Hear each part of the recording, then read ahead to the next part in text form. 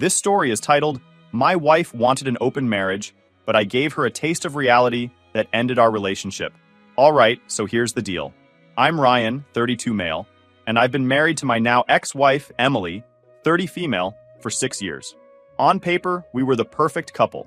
I'm a senior project manager at a top firm, pulling in 6 figures, working insane hours to give Emily the lifestyle she's always wanted. But let me be clear about something. Emily's influencer career? That didn't just happen. I made it happen. When we first got married, she didn't know what she wanted to do with her life. All she did was shop with my money, bouncing from one hobby to the next. Given my social status, I've always believed that a successful man deserves a partner who is equally accomplished. I didn't want her to just sit at home shopping or scrolling aimlessly on her phone. I wanted her to have something meaningful. That's when I started encouraging her to find her purpose. Social media seemed to click for her, and I threw everything I had into helping her succeed. I invested in her brand, bought her the best camera equipment, paid for classes on photography and video editing, even covered the cost of her first marketing campaigns to grow her audience. Every time she needed a new outfit for a photo shoot or tickets to some exclusive event, I made it happen. I worked extra hours, sacrificed vacations, and lived with constant stress so she could build this dream. And it worked. Her follower count skyrocketed, brands started reaching out, and she was finally doing something she loved. Or at least, that's what I thought. The cracks started showing about 2 months ago. At first, it was little things. Emily started pulling away, emotionally and physically. She'd be glued to her phone during dinner, laughing at memes or texting someone constantly. She stopped posting pictures with me on her social media. In fact, she went so far as to archive all the photos that showed we were married. It's better for the brand, she'd say when I asked about it. It stung, but I figured she knew her business, and I wanted to be the supporting husband. I noticed other changes too. She started dressing differently, edgier, like she was trying to appeal to a younger, single audience. She was going to more influencer events, ones that ran late into the night, and always insisted they were just for networking. I'd wake up at 2 a.m. to find the bed empty and hear her creeping back into the house, claiming it was just work stuff. I didn't want to come off as insecure or controlling, so I let it slide, convincing myself I was imagining things. Then one night, she sat me down in the living room. She looked nervous, chewing her lip, her phone face down on the table. A rare sight. "We need to talk," she said, avoiding eye contact. I've had enough experience with bad news to know nothing good comes from that phrase. "What's going on?" I asked, already bracing myself. She took a deep breath and said, "I've been thinking a lot about us, and I think we should try an open marriage." I just stared at her, trying to process what she was saying. It was like my brain short-circuited. "An open marriage?" I repeated, making sure I heard her right. She nodded quickly, like she'd rehearsed this. "It could be good for us. Think about it. We're both so busy. You with work, me with my brand. This way, we can explore and still stay together. It could make us stronger." I couldn't believe what I was hearing. "Explore?" I said, my voice sharp. "Are you serious right now, Emily? We've been married for 6 years. I've been killing myself working to give you the life you want, and now you're telling me you want to sleep with other people?" Her face fell, like she didn't expect me to react that way. "It's not just about that," she said quickly. "It's about freedom and connection. It's not that I don't love you." "Stop," I interrupted. "Just stop. Do you even hear yourself? How is this supposed to make us stronger? You're basically saying I'm not enough for you." "That's not what I mean," she said, tears welling up in her eyes. I feel like we've grown apart, and this could help." I stood up, needing to put some space between us. My head was spinning, but her words were starting to connect some dots. The hidden social media posts, the late nights, the sudden wardrobe change. It all made sense now. She was already acting like she wasn't married. How long had this been going on in her mind? Was there already someone else? "Ryan, please," she said, standing up and reaching for my arm. "We can talk about it. We can set boundaries." "No," I said firmly, pulling away. "I'm not interested in boundaries or whatever else you think this is. I married you because I wanted a life with you. Not with you, and whoever else you decide to bring into our bed. If this is what you want, we're done." Her jaw dropped. "You're seriously ending our marriage over this?" "You ended it the moment you thought this was okay," I said. "Pack your stuff and go." She stared at me like I'd slapped her, but I was done. The woman I married wouldn't have even considered something like this. The person standing in front of me was a stranger. Someone who valued her social media clout and superficial freedom more than the life we built together. That night, she packed a bag and left for her parents' house. For the first time in weeks, things made sense. After that night, I shut the door on my marriage and didn't look back. But I wasn't about to mope. I've always been someone who handles problems head on, and this was no different. The next morning, Emily blew up my phone. Her voicemails were a mix of sobbing apologies and desperate bargaining. "Ryan, please, let's talk," one message said. "I didn't mean it. I was just overwhelmed and trying to figure things out." Another said, "You're throwing away everything we built. I love you. Can't we fix this?" I deleted them all without listening to the rest. You don't come back from suggesting an open marriage, not with me anyway. My standards aren't negotiable. She had to learn that the hard way. Her texts kept coming, though. At first, they were frantic. "I made a mistake. You're my everything." When I didn't respond, they turned defensive. "You're overreacting," she wrote. "I was just trying to be honest about my feelings." Isn't that what a marriage is supposed to be about? The audacity. Honesty. She hadn't been honest in months, not with me or herself.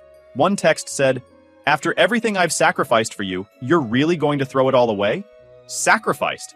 That one made me laugh out loud. I'd been the one sponsoring her influencer career, paying for her classes, her gear, her endless wardrobe. If anyone sacrificed, it was me. I vented to Mike about it over drinks. He didn't hold back.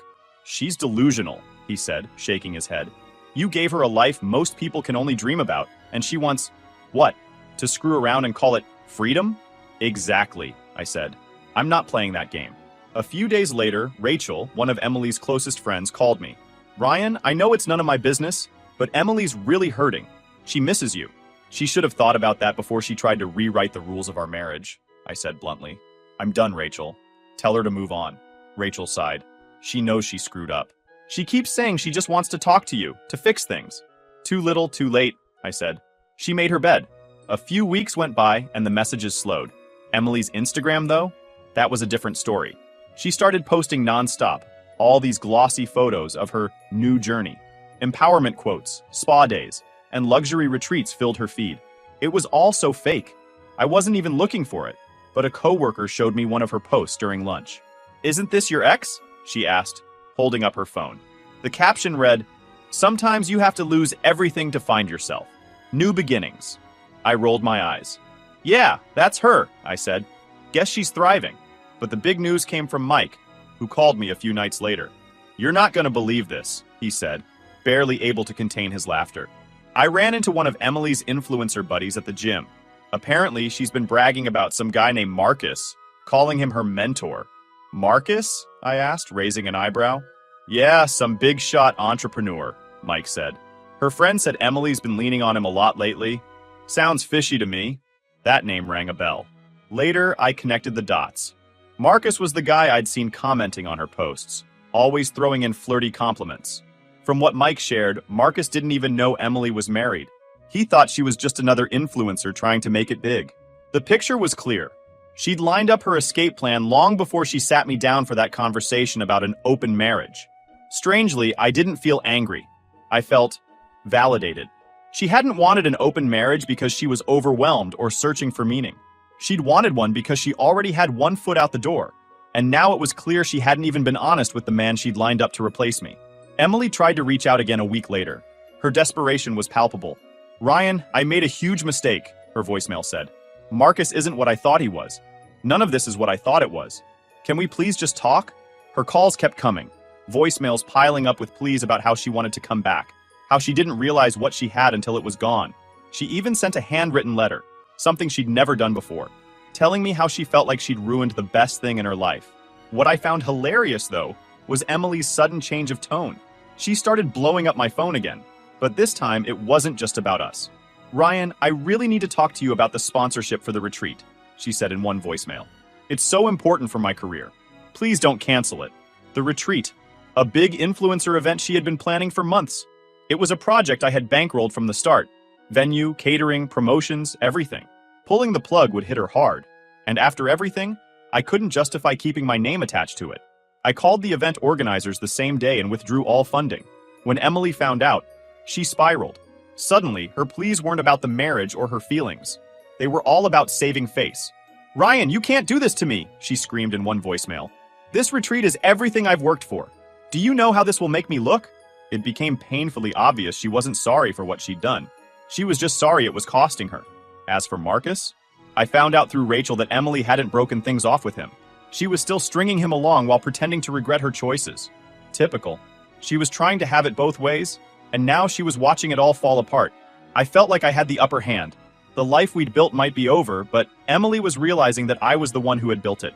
Without me, her perfect little influencer world was crumbling, and there wasn't a filter in the world that could fix it. I wasn't about to let Emily's betrayal end with me being the only one in the dark. Marcus deserved to know the truth, and I was going to make sure he heard it straight from me. After some digging, I found his contact information through mutual connections on LinkedIn. I sent him a simple, professional-sounding message. Hi, Marcus. I'm Ryan, Emily's husband. I believe there are some things you should know. Can we meet? To my surprise, Marcus responded quickly. We set up a meeting at a coffee shop downtown. When I walked in, I spotted him immediately. Tall, sharp-dressed, with an air of confidence that screamed, success. He looked up from his laptop, clearly puzzled when he saw me. Ryan? He asked, standing to shake my hand. That's me, I said, sitting across from him. Thanks for agreeing to meet. He looked wary but curious. So, what's this about? I leaned in, lowering my voice. Marcus, I'm not sure if you're aware, but Emily and I have been married for 6 years. His eyes widened. Married? She told me she was single. I figured as much, I said, pulling out my phone and scrolling to a wedding photo. I placed it on the table. That's us 2 years ago at a friend's wedding. She's been hiding our marriage from her followers, and apparently from you too. Marcus's face turned pale as he studied the photo. I had no idea. She always made it seem like she was focused on her career, too busy for a serious relationship. I nodded. That's part of her brand. But the truth is, I've been the one funding her influencer career from day one. Cameras, events, outfits, you name it, I paid for it. And now she's trying to rewrite her life story to erase me. Marcus leaned back, clearly shaken. Why are you telling me this? Because she's using you, I said bluntly. And I thought you deserved to know. But more than that, I have a plan. And I think you'll want to be part of it. A plan? He asked, his eyebrows raising. I laid it out for him. Together, we could expose Emily's lies to her followers. With Marcus's inside knowledge and my receipts of everything I'd done for her career, we had all the ammunition we needed. Think about it, I said. She's built her entire image on transparency and authenticity. The moment people find out she's been lying about her personal life, her credibility is gone. Marcus stared at me for a moment, then nodded slowly. All right, I'm in. But on one condition. I want nothing to do with her after this. Deal, I said, shaking his hand. Let's make this count. The conversation with Marcus didn't just give me relief. It felt like the first real step in taking revenge. Here was someone else who had been dragged into Emily's web of lies. And now we had a common goal, to expose the truth. I left the coffee shop that day feeling lighter, with a renewed sense of purpose. I kept thinking about how Emily had built her entire career and life on this fake image of perfection. People adored her, looked up to her as some kind of role model. The thought of shattering that illusion felt huge and satisfying. This wasn't just going to hurt her, it was going to completely dismantle her life. The next day, Marcus and I started outlining our approach. We decided to meet again, this time at his place. When I arrived, he'd already started pulling together some of the messages Emily had sent him. Check this out, he said, sliding his laptop across the table. I leaned over and read through a series of flirty texts. She'd called him her mentor and gushed about how much she appreciated his support. It made me sick to my stomach. The messages weren't explicit, but they were manipulative. She'd clearly been stringing him along, playing the part of the ambitious single influencer who just needed a little guidance. This is gold, I said, scrolling through the screenshots. But we'll need more if we're going to make this stick. I've got more, Marcus said, pulling up another folder on his computer. This one was full of photos from events they'd attended together. She'd always posed strategically, making sure to crop out her ring or avoid any shots that might suggest she wasn't single. Unbelievable, I muttered. She's been doing this for months, hasn't she? Marcus nodded. At least. Honestly, I feel like an idiot for not seeing it sooner. You're not an idiot, I said. She's good at this. It's what she does. But now, we're going to turn the tables. We spent hours that day organizing everything. I pulled up my own files, financial records, old photos, even emails from when I'd first helped her get started. The deeper we dug, the clearer it became that Emily had been planning this for a long time. She'd started phasing me out of her life well before she brought up the idea of an open marriage. It wasn't about exploration or freedom, it was about crafting a narrative that didn't include me. By the end of the day, we had a mountain of evidence. Marcus leaned back in his chair, looking exhausted but satisfied. All right, he said. What's the next move? We sit on this for now, I said. I want to make sure we do this right. No rushed decisions. Marcus nodded. Agreed. This has to be airtight. Emily thought she was untouchable. And honestly, it was hilarious. The arrogance, the overconfidence. It oozed out of everything she did. She wasn't smart. She was just so full of herself that she assumed everyone else was too dumb to notice her schemes. She thought she'd outsmarted me, outmaneuvered Marcus, and built herself this unshakable empire. But the truth? She was as subtle as a brick to the face. Over the next week, Marcus and I went to work. It wasn't just about collecting evidence. It was about connecting the dots, building the full picture of just how reckless Emily really was. Marcus started with the digital side. Screenshots of DMs, texts, and every painfully obvious move she'd made to hide her marriage from her followers. I took on the financials, receipts, invoices, bank transfers, all the proof of how much I'd poured into her influencer career. The more we uncovered, the more pathetic her whole charade became. Look at this, Marcus said one night, pulling up a text Emily had sent him. In it, she called him her rock and thanked him for always being there. She's ridiculous, I said, shaking my head. She said the exact same thing to me a month before she brought up the open marriage crap. It's like she's copy-pasting. She thinks it's working, Marcus said, rolling his eyes. She's probably sitting somewhere right now, patting herself on the back for being such a genius. The thing was, Emily didn't even bother covering her tracks properly. Her lies were sloppy, her manipulations obvious. She wasn't careful. She just assumed no one would call her out. Like at events, where she'd crop her wedding ring out of photos but leave little details that anyone paying attention could spot. Or the way she'd flirt with Marcus in texts while asking me for money in the same breath. She wasn't smart. She was lazy. By midweek, we had a shared folder titled The Real Emily. It was packed with files, event photos, incriminating texts, and financial records that laid bare how much of her career was built on my dime. Each file was like another nail in her coffin. Marcus and I couldn't help but laugh at how easily the pieces came together.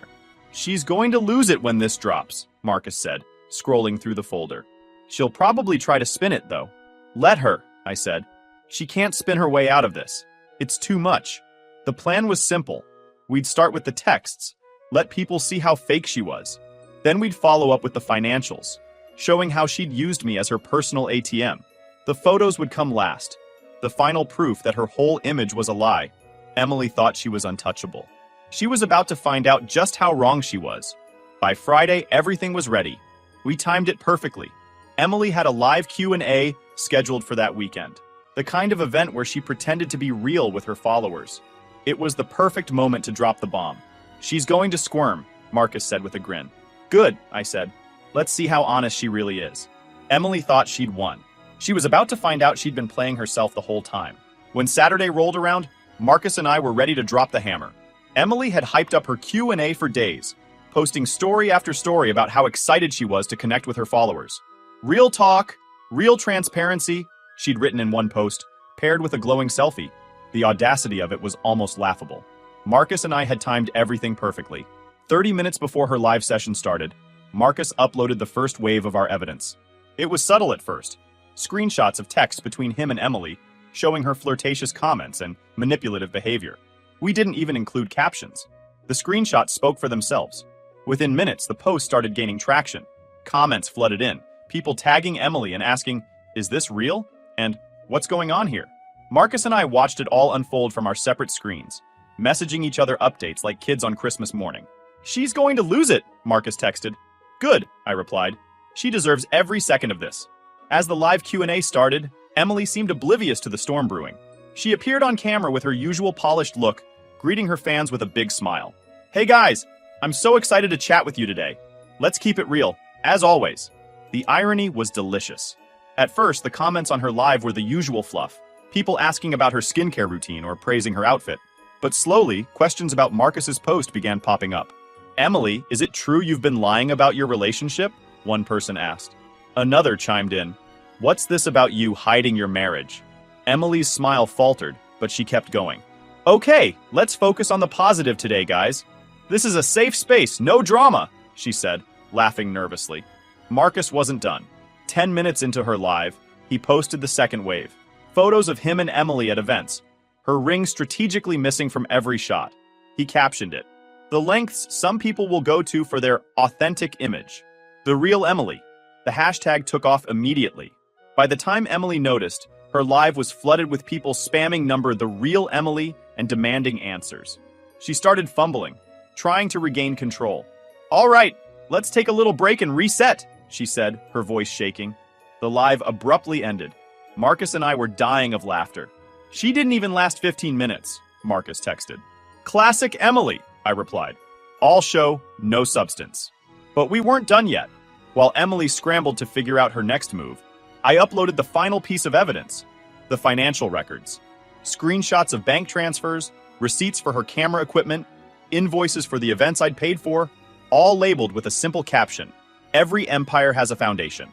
This was hers. The real Emily. The internet exploded. Within hours, the real Emily was trending, and Emily's carefully curated image was in shambles. Brands she'd worked with started quietly unfollowing her, and her fans were turning against her in droves. I'd expected Emily to call me, but she didn't. Instead, I got a message from Rachel, one of her closest friends. "Ryan, I don't know what's going on, but Emily's having a meltdown. She's saying you and Marcus are trying to ruin her life." "She ruined it herself," I replied. "We just held up the mirror." The silence from Emily lasted until the next morning, when I finally got a call from her. Her voice was unsteady, somewhere between rage and desperation. "Ryan, what the hell have you done?" she snapped. "Expose the truth," I said calmly. "Something you should have done a long time ago. You've destroyed everything. My career, my reputation. Why would you do this to me?" "Because you destroyed our marriage," I replied. "You lied to me, to Marcus, to everyone. Did you really think you could keep it up forever?" "I can fix this," she said quickly. "Just take it down, and I'll make it right." "No," I interrupted. "This isn't something you can fix. You wanted an empire built on lies. Now you can deal with the collapse." Emily's sobs on the other end of the line didn't faze me. For the first time in months, I felt free. By the end of the weekend, Emily had gone silent on social media. Her accounts were still up, but the comments were disabled, and her last post was from days before. The moment the divorce papers were filed, it was like cutting the last thread that tethered me to Emily's chaos. I'd given her enough chances to come clean, to be a decent person, and she'd squandered every single one of them. It wasn't just about the lies anymore. It was about reclaiming my life, my peace, and my dignity. Emily's reaction was as predictable as ever. The second she was served, my phone started blowing up. At first, the texts were angry. "You can't be serious. You're really going to throw everything away over this? This is a mistake, Ryan. You're being petty and vindictive." Then, when I didn't respond, the tone shifted. "I miss you. I don't know how I let things get this bad. Please, let's talk. You're my husband.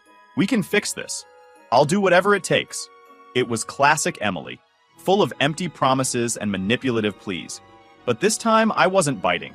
I'd heard it all before, and I wasn't about to fall for it again.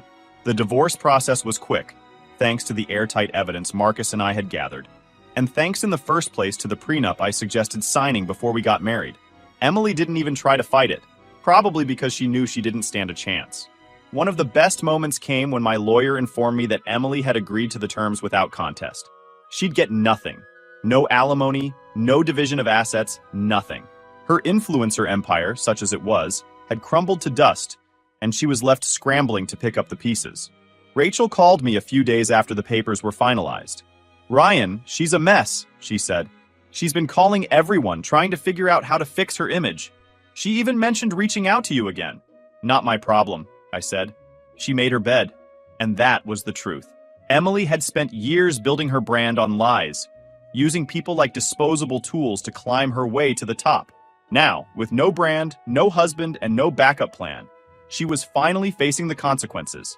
A few weeks after the divorce, I ran into her at a coffee shop. She looked different. The polished, camera-ready facade was gone, replaced by someone who looked genuinely lost. She spotted me and hesitated, then walked over. "Ryan," she said softly, "can we talk?" "There's nothing to talk about, Emily," I said, keeping my tone neutral. "Please," she said, her voice breaking. I just want to say I'm sorry. For everything. I don't know what I was thinking." I looked at her for a long moment, then nodded. "I hope you figure things out," I said. Then I turned and walked away. That was the last time I saw her. As far as I know, Emily's still trying to rebuild her life, but that's her journey, not mine. As for me, I've moved on. I'm focusing on my career, my friends, and myself for the first time in years. The weight of Emily's lies is gone, and I'm finally free. Sometimes people ask if I regret it, exposing her, divorcing her, walking away. The answer is always the same, not for a second. Emily thought she could rewrite our story, but in the end, I took back the pen.